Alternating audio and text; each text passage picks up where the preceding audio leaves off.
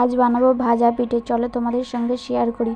প্রথমে ময়দাটা মাখিয়ে নিয়েছিলাম, তারপর সেগুলি একটি একটি করে ছোট ছোট লেচি কেটে নেব। তারপর একটা একটা করে নিয়ে বেলে নেব। বেলে নিয়ে প্লেটে সবগুলি একইভাবে সাজিয়ে নেব। তারপর একটি একটি করে নিয়ে তার মধ্যে নারকেলের পুর দিয়ে পিঠার শেপ দিয়ে দেব। আমি আগে থেকে নারকেলের পুরটি তৈরি করে রেখেছিলাম। সবগুলি ঠিক একইভাবে শেপ করে নেব, নিয়ে প্লেটে সাজিয়ে নেব।